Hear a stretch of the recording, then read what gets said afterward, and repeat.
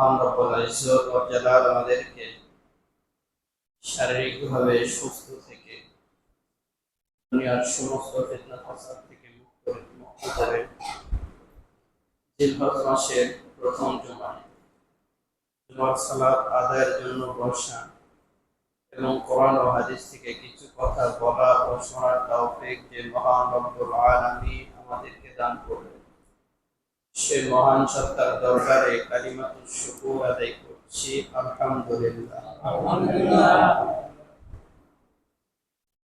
দোয়া করছি এই সমস্ত হাজী সাহেবদের জন্য যারা গোটা ওয়ার্ল্ডের বিভিন্ন স্থান থেকে হজ করার জন্য আল্লাহর ঘরের মেহমান হয়ে বাইতুল্লাহ গিয়েছেন।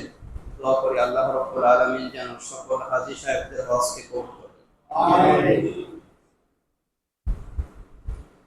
তারপর আমরা যারা যেতে পারি নাই, আল্লাহ যেন আমাদের সকলকে হজ আদায় করবার তৌফিক দেন। আরো দোয়া করছি এই যে নিম্নচাপের কারণে জলোচ্ছ্বাসে বিভিন্ন অঞ্চল প্লাবিত হয়ে গেছে। আল্লাহ রাব্বুল আলামিন যেন এই সমস্ত ভাই ও বোনদেরকে হেফাজত করেন। আরেক দিক দিয়ে আলহামদুলিল্লাহ দীর্ঘ 15-16 বছর পরে মুষলধারে বৃষ্টি, ঠিক না? আমার তো মনে হয় যে জুলুম যত বাড়তে থাকে আল্লাহ রাব্বুল আলামিন তত বান্দার উপর রাগান্বিত হয়ে যায়। আমার মনে হয় আল্লাহ রাব্বুল আলামিন এই জালেমদের উপরে রাগ করে আল্লাহ এতদিন বৃষ্টি বন্ধ করে দিয়েছে। জালেম গেছে, আল্লাহ তাআলা রহমতের দরজা খুলে দিয়েছে। যদিও ওই জালেমের পথে হাঁটার চেষ্টা আরো জালেমরা করছে। আমরা দোয়া করি আল্লাহ যেন ওদেরকে এই জালেমদের থেকে শিক্ষা নিয়ে সঠিক পথে পরিচালিত করেন। সকলে বলেন তো আমিন। তো সম্মানিত ভাইয়েরা, জিলহজ মাস, গত জুমায় আলোচনা করেছিলাম জিলহজ মাসের প্রথম 10 দিনের গুরুত্ব তাৎপর্য নিয়ে। তো আজকে যেহেতু আমাদের সামনে ঈদুল আজহার দিনে একটি ইম্পর্টেন্ট আমল আমাদের সামনে আছে, সেটা কি বলেন তো? কোরবানি করা। কি করা? কোরবানি করা। আমরা গত জুমায় জিলহজের প্রথম 10 দিনের আমলের তাৎপর্য নিয়ে আলোচনা করতে গিয়ে সেখানে কোরবানি সংক্ষিপ্ত একটি ইতিহাস নিয়ে আলোচনা করেছিলাম। পৃথিবীর শুরু থেকেই কি ছিল? কোরবানি ছিল। একটা ধারণা সেখান থেকে আমাদের মাথায় আছে। তো আজকে আর ইতিহাসের দিকে যাচ্ছি না। আজকে কয়েকটি প্রশ্ন আমাদের ক্লিয়ার থাকার দরকার।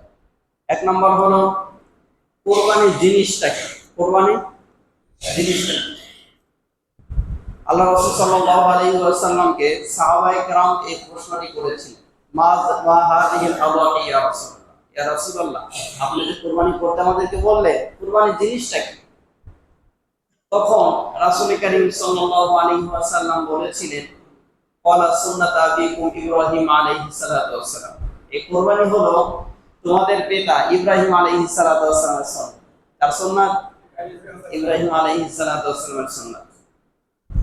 তারপরে সাহাবায়ে কেরাম জিজ্ঞাসা করেছিলেন, ইয়া রাসূলুল্লাহ, এই কোরবানি বুঝতে পারলাম এটা আমাদের জাতির পিতা ইব্রাহিম আলাইহিস সালাতু ওয়াস সালামের সুন্নাত, এটা করলে কি হবে? রাসূলুল্লাহ সাল্লাল্লাহু আলাইহি ওয়াসাল্লাম বললেন, কোরবানি করলে লাভ হলো কোরবানিকৃত পশুর প্রত্যেকটা লোমের বিনিময়ে আল্লাহ রাব্বুল আলামিন এক একটা করে নেকি দান করবেন। লাভ না লস? হ্যাঁ। আরেকটা ব্যাপার হলো, আরেক হাদিসের মধ্যে দেখলাম যে কোরবানির দিনে বান্দা যখন কোরবানি করে, কোরবানিকৃত পশু রক্ত জমিনে পড়ার সঙ্গে সঙ্গে আল্লাহ রাব্বুল আলামিন তার গুনাহকে মাফ করে দেন। তো এখন আসেন, তো কোরবানি এটা হলো ইব্রাহিম আলাইহিস সালাতু ওয়াস সালামের সুন্নাত। বিশ্বনবী সাল্লাল্লাহু আলাইহি ওয়াসাল্লাম কোরবানি করেছেন, সাহাবায়ে কেরাম কোরবানি করেছেন, এবং আল্লাহ রাব্বুল আলামিন কোরআনে কোরবানি করতেও আল্লাহ রাসূল সাল্লাল্লাহু আলাইহি ওয়াসাল্লামকে নির্দেশ দিয়েছেন। তাহলে এটা বিধান কি? বিধানগত দিক দিয়ে যদি আমরা চিন্তা করি ডিপলি, তাহলে হানাফি মাযহাবের মত অনুযায়ী কোরবানি হলো ওয়াজিব। কোরবানি কি? অন্যান্য তিন মাযহাবের ইমামরা ওনারা বলেছেন সুন্নাতে মুআক্কাদা। আল্লাহ রাব্বুল আলামিন যেহেতু নির্দেশ দিয়েছেন সেহেতু এটা কি ওয়াজিব। ফাসাল্লি লিরাব্বিকা, কি মুখস্থ নাই? ফাসাল্লি লিরাব্বিকা ওয়ানহার। তাহলে বিধানগত দিক দিয়ে জানতে পারলাম কোরবানি হলো ওয়াজিব। কোরবানি কি ওয়াজিব। এখন এই ওয়াজিব কার উপরে কোরবানি করা ওয়াজিব এটা জানা দরকার না ভাই? আজকে মানুষের জমি কেনার কথা বললে, জমি বিক্রি করব এমনি দাম আছে, মনে করেন ঈশানগোপাল বাজারে 100% জমির দাম আছে 30 লক্ষ টাকা। বিশেষ একটা অফার আপনি দেন যে 5 লাখ টাকা কমায় দিছি, আমার তো মনে হয় যে উঠতে পারে না, ও এই জমি কেনার কম্পিটিশন করবে। করবে কি করবে না? কথা বলেন। আর করবে না? বড় শক্তি বেড়ে যাবে, এনার্জি বেড়ে যাবে, টাকা থাকা লাগবে না, অটো জমা হয়ে যাবে, ঠিক না? কিন্তু হজ্জের কথা বললে হুজুর এই সমস্যা সেই সমস্যা, যাকাতের কথা বললে এই সমস্যা সেই সমস্যা, পাল বানা শুরু করে দেয়, ঠিক কিনা? কোরবানির কথা বললে ঋণগ্রস্ত। তারপরেও আমি একটা জিনিস ডিপলি চিন্তা করে দেখেছি, যাকাতের তুলনায় মানুষ কোরবানি বেশি করে। যাকাত যত পার্সেন্ট দেয় তার চাইতে বেশি কি করে? কোরবানি দেয়। এখানে একটা বিষয় আমার মাথায় কাজ করেছে, তার মানে যাকাত তো অনেক ক্ষেত্রে দেখানো যায় না, কিন্তু কোরবানি দেখানো যায়। যাকাত থেকে তো নিজে খাওয়াও যায় না, কোরবানি থেকে খাওয়া যায়। আল্লাহ আমাদের হেদায়েত দান করুন, সবাই বলেন তো আমিন। তো সম্মানিত ভাইয়েরা, আমরা যে বিষয়ে কথা বলছিলাম কোরবানির বিধান আমরা জানতে পারলাম, 1 নম্বর বিষয়। 2 নম্বর বিষয় হলো যে কোরবানি কাদের উপর ওয়াজিব? সাহেবে নিসাব। এই ব্যাপারে আমার অনেক আলোচনা আপনারা শুনেছেন। মানে যেই পরিমাণ অর্থ থাকলে যাকাত খরচ হয়, যেই পরিমাণ অর্থ থাকলে যাকাত খরচ হয়, সেই পরিমাণের অর্থ যদি কারো কাছে, আর যাকাত খরচ হওয়ার জন্য আমরা জানি যে 1 বছর মালিকানা থাকতে হবে। আর কোরবানি ওয়াজিব হওয়ার জন্য 1 বছর মালিকানা থাকতে হবে না।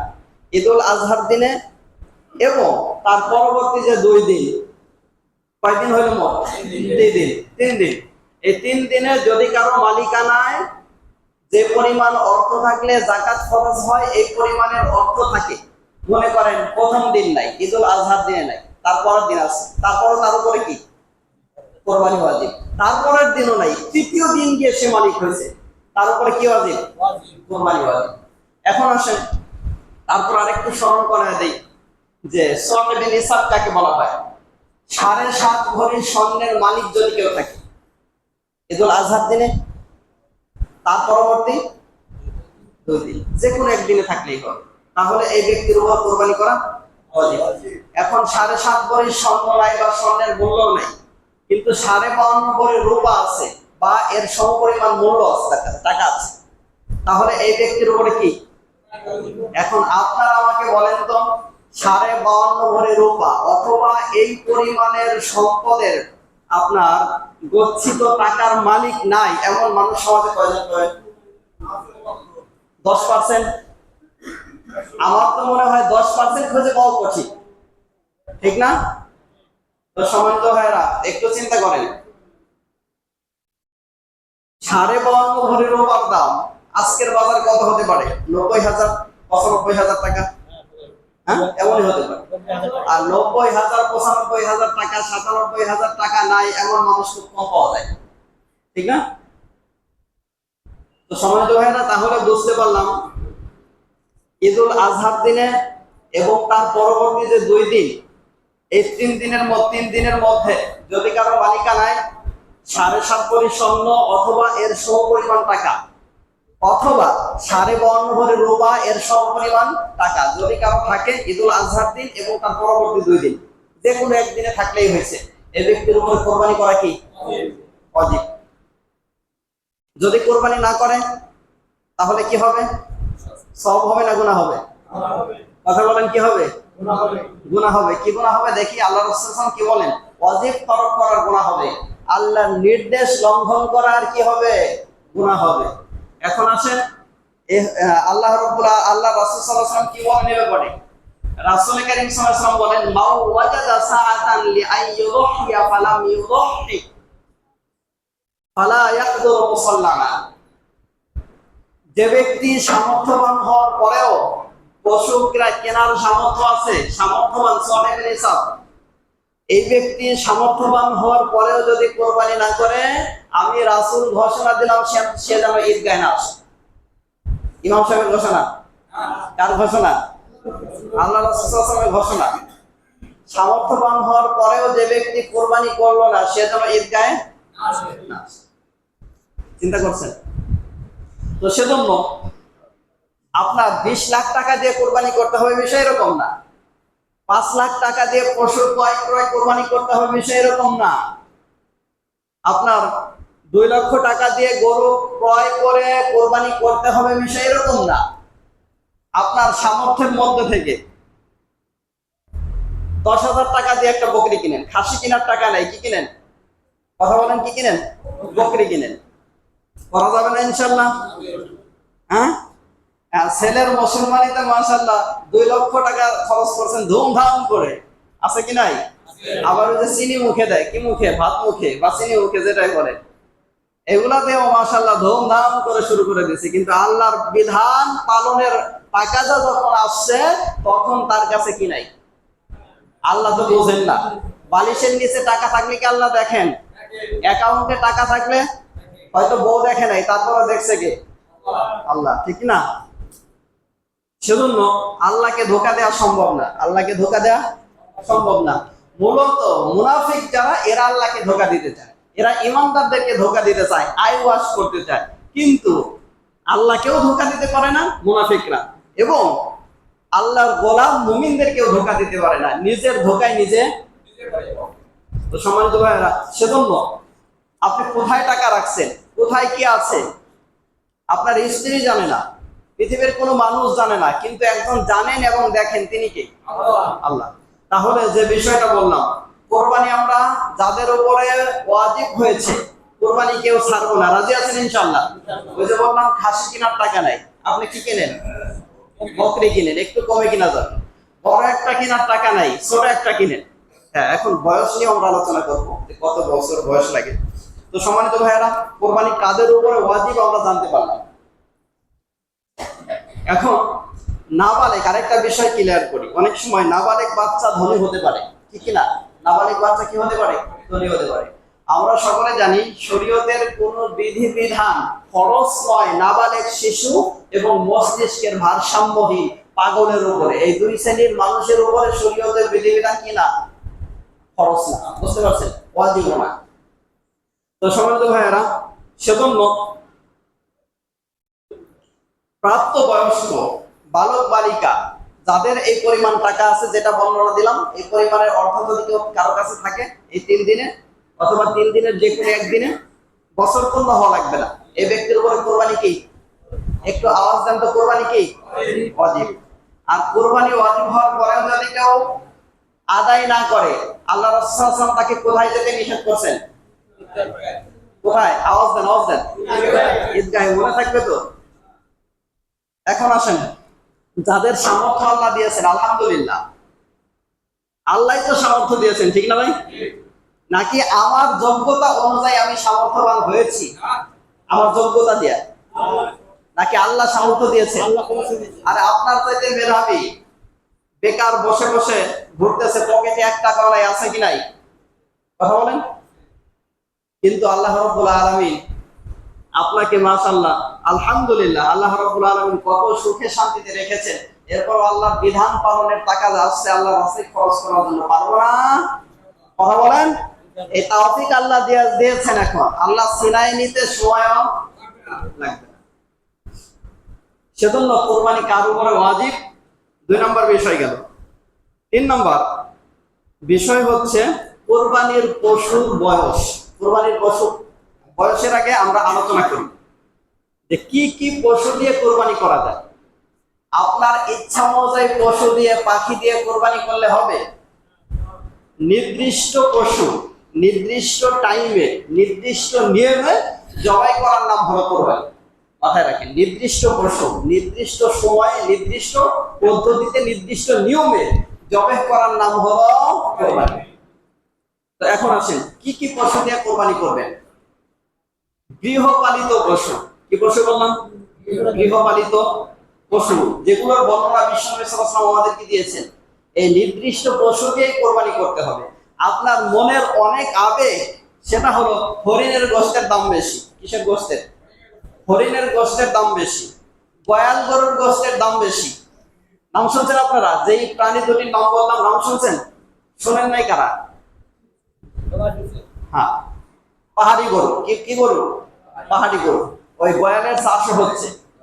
হ্যাঁ, আরেকটা বললাম বন্য প্রাণী হরিণ, হরিণের গোশতের দামও বেশি। আপনি কি করলেন? যেহেতু এটার দামও বেশি, দেখতেও সুন্দর, এটা বিসমিল্লাহ আল্লাহু আকবার কোরবানির দিন দিয়ে দিলাম, হবে? কথা বলেন, হবে? ওই যে বললাম নির্দিষ্ট পশু। কি পশু? নির্দিষ্ট পশু নির্দিষ্ট নিয়মে নির্দিষ্ট সময়ে জবাই করার নাম হলো কোরবানি।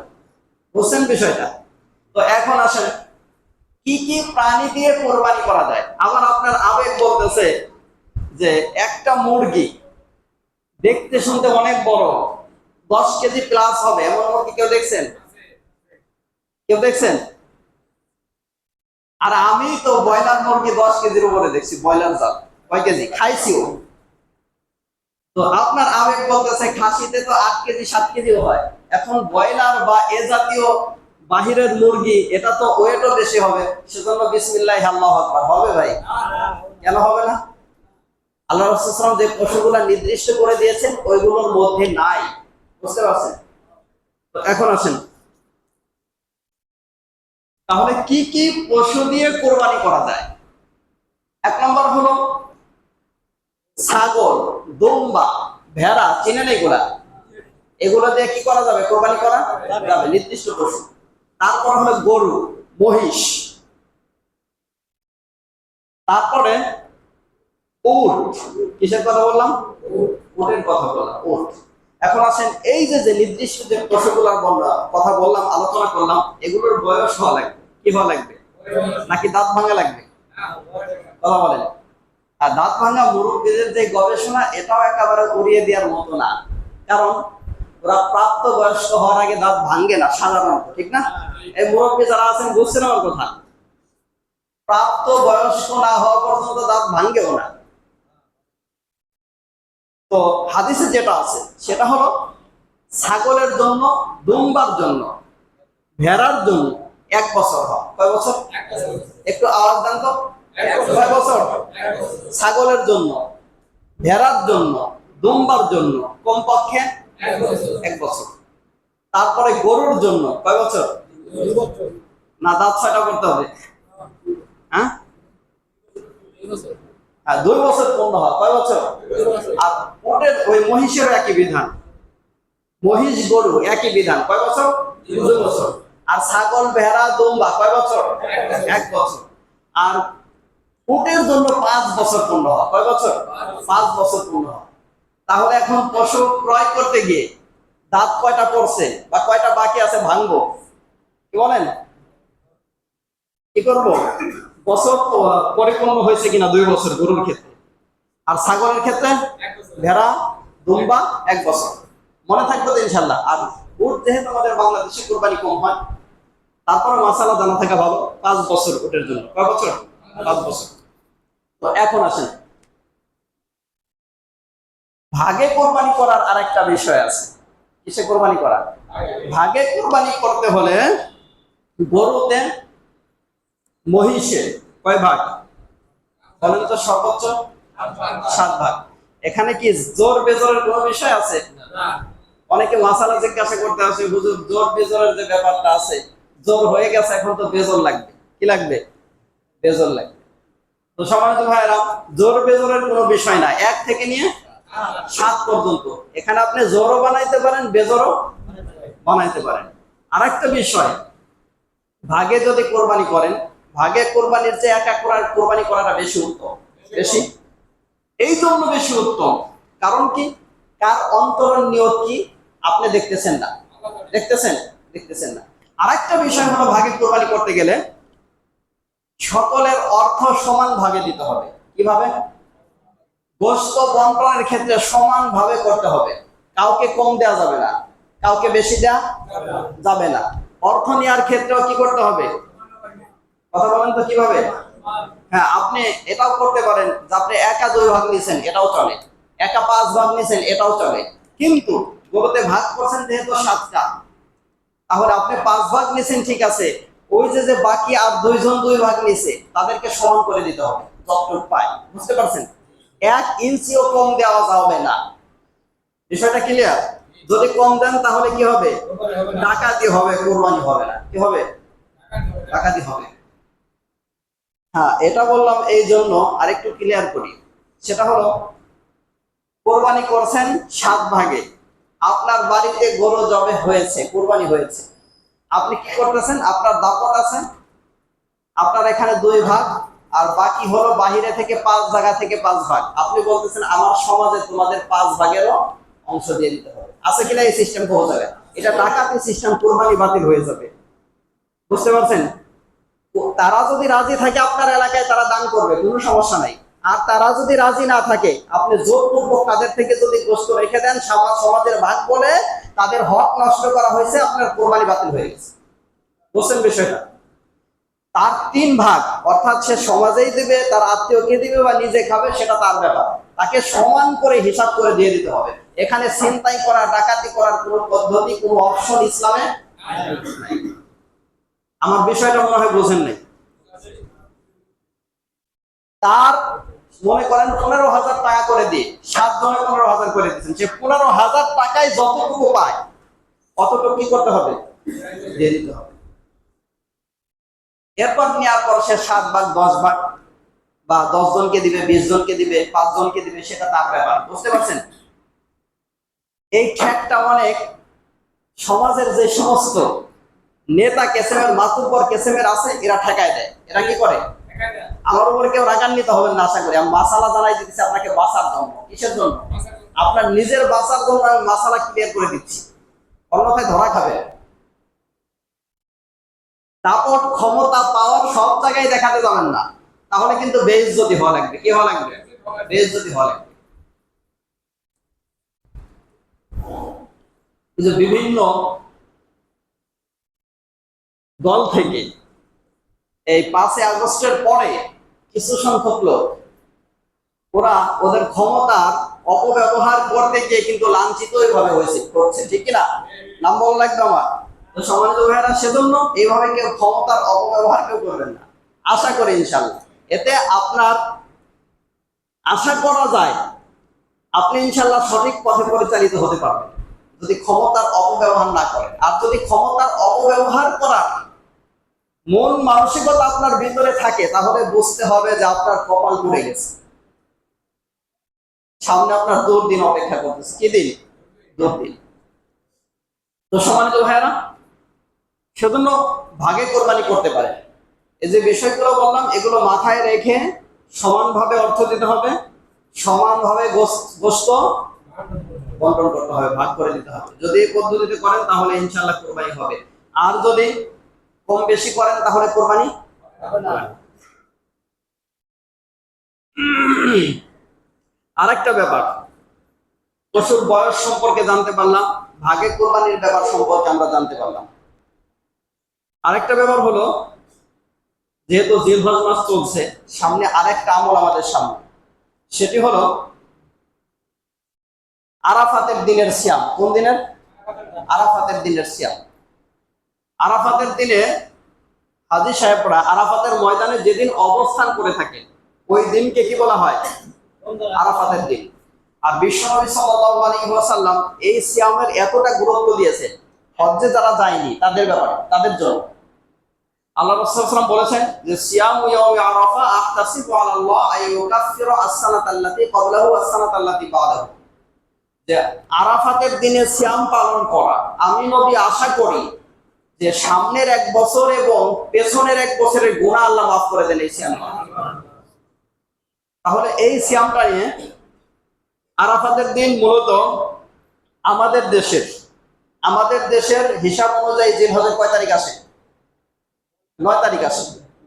কিন্তু এখানে যদিও এই হাদিসটা এই আমলটা নিয়ে যে 8 তারিখ হবে না 9 তারিখ হবে, আর মূলত আমরা যদি হাজী সাহেবদের দিকে তাকাই তাহলে ওনারা সৌদি আরবের 8 তারিখে আরাফাতের ময়দানে অবস্থান করেন।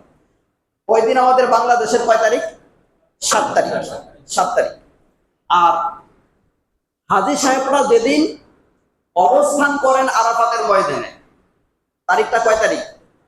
8 তারিখ। তাহলে এখন আসেন এই ডেটটা নিয়ে এখানে দুই শ্রেণীর ওলামায়ে কেরাম একটু মতবিরোধ করেছেন, দুই রকম ইজতিহাদি ব্যাপার। একটা হলো এক শ্রেণীর ওলামায়ে কেরাম বলেন যে যেহেতু কোরবানির আগের দিন হাজী সাহেবরা মানে কোরবানির আগের দিন 9 জিলহজ, এটা হলো আমাদের বাংলাদেশের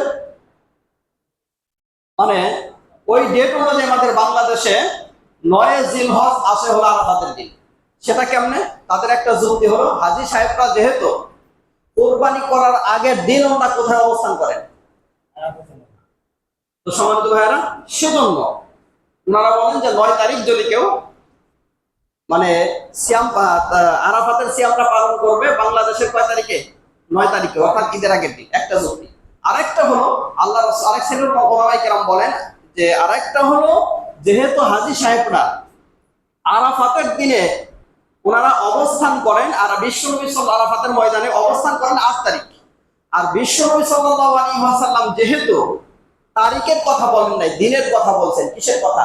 দিনের কথা। সেজন্য বেশি যুক্তিযুক্ত হলো যে হাজী সাহেবরা যেদিন আরাফাতের ময়দানে অবস্থান করেন ওই দিনে সিয়াম পালন করা। তাহলে এখন আসেন, এমনিতেই তো পূর্বে বলেছি পূর্বের জমায় যে জিলহজ মাসের প্রথম থেকে নিয়ে 9 তারিখ পর্যন্ত একাধারে সিয়াম পালনের তাগিদ বিশ্বনবী সাল্লাল্লাহু আলাইহি ওয়াসাল্লাম দিয়েছেন, ঈদের দিন বাদ দিয়া, ঈদের দিন বাদ দিয়া। তাহলে আপনি যদি ওইভাবে সিয়াম পালন করেন, আপনার আরাফাতের দিন পাইছেন কি পান নাই? কথা বলেন, পাইছেন কি পান নাই? ইজতিহাদি ব্যাপার তো। তো সম্মানিত ভাইরা, সেজন্য আরাফাতের দিনের গুরুত্ব দেয়া, বিশেষ করে আরাফাতের দিনের সিয়ামের প্রতি গুরুত্ব দেয়া। কয় বছরের গুনাহ মাফ? 2 বছর। কয় বছরের? 2 বছর। এই গুনাহ বলতে একজনের জমির আল খেরে পৌঁছিরাত বানাইছেন, এই গুনাহ মাফ হবে? কবিরা গুনাহ মাফ হবে না। একজনের হক নষ্ট করছেন, এই গুনাহ মাফ হবে না। তো সগীরা গুনাহগুলো মাফ হয়ে যাবে। হ্যাঁ, এই শব্দ যদি তওবা করা হয়, আশা করা যায় আল্লাহ মাফ করে দেবেন ইনশাআল্লাহ। তো সেজন্য আমরা আরাফাতের দিনের সিয়ামের গুরুত্ব দেব ইনশাআল্লাহ। ঠিক আছে? আল্লাহ আমাদের সকলকে তৌফিক দান করেন। আরেকটা ব্যাপার হলো তাকবীরে তাশরিক। তাকবীরে তাশরিক পাঠ করা। সেটা হলো আপনার 9 তারিখ ফজর থেকে নিয়ে, জিলহজ মাসের 9 তারিখ ফজর থেকে নিয়ে 13 তারিখ আসর পর্যন্ত প্রত্যেক ফরজ সালাতের পরে তাকবীরে তাশরিক পাঠ করা। আল্লাহু আকবার, আল্লাহু আকবার, লা ইলাহা ইল্লাল্লাহ, আল্লাহু আকবার, আল্লাহু আকবার, ওয়ালিল্লাহিল হামদ, উচ্চ স্বরে পাঠ করা। ঠিক আছে না ইনশাআল্লাহ? আরেকটা ব্যাপার, যারা কোরবানি করব ঈদুল আজহার দিনে, তাদের জন্য একটা গুরুত্বপূর্ণ একটা সুন্নাহ হলো যে জিলহজের চাঁদ দেখার পর থেকে কোরবানি করার আগ পর্যন্ত চুল, অবাঞ্ছিত লোম, নখ এগুলো না কাটা। এগুলা না কাটা। কোরবানি করে তারপরে এগুলা কি করা? কাটা। হ্যাঁ, এগুলা যদি করতে পারেন ভালো, আলহামদুলিল্লাহ। আর যারা কেটে ফেলেছেন এদের তো আর কি নাই, সুযোগ নেই। না করতে পারলে গুনাহ হবে বা কোরবানির ক্ষতি হবে, বিষয়টা এরকম। ঐচ্ছিক একটা সুন্নাহ, বুঝতে পারছেন? সুন্নাতে জায়েদা। তো সম্মানিত ভাইরা, সেজন্য এই কোরবানি সম্পর্কে আরো যদি মাসেল জানার দরকার হয় তাহলে ইনশাআল্লাহ জেনে নেবেন। যতটুকু আলোচনা করলাম, কোরবানি 1 নাম্বার আলোচনা করেছি কোরবানির বিধান কি, 2 নাম্বার কথা বলেছি কোরবানি কাদের উপরে ওয়াজিব, 3 নম্বরে বলেছি কোরবানি করলে কি হবে, না করলে কি হবে। আল্লাহ রাসূল সাল্লাল্লাহু আলাইহি ওয়াসাল্লাম কি বলেছেন কোরবানি না করতে সামর্থ্যবান হওয়ার পরে। তারপরে কোরবানির পশুর বয়স কতদিন হবে এ ব্যাপারে কথা বলেছি।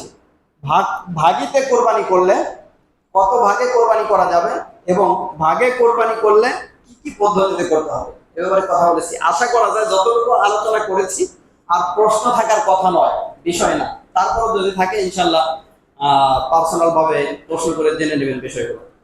তো সম্মানিত ভাইরা, আল্লাহ রাব্বুল আলামিন যেন আমাদের সকলের কোরবানিকে কবুল করেন।